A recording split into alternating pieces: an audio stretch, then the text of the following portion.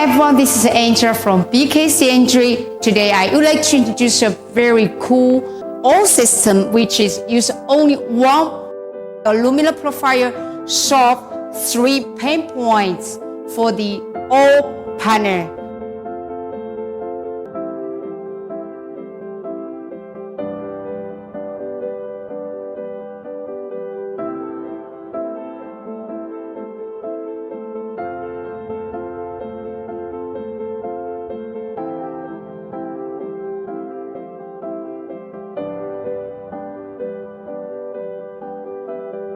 The first thing is this oil we use porcelain to make the oil panel. So between the porcelain slate, the joint, we use this aluminum profile.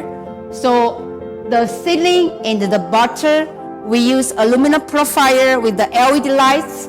So when you see the whole oil, ceiling and the bottom, we use a very elegant LED lights, so it looks very cool. And between the lift, here we use the same for the aluminum profile, and here, so it will look nice. The finishing, so it's simple but it's nice.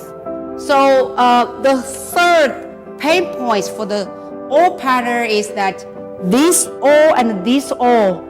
So how to make the joint? So we use this profile.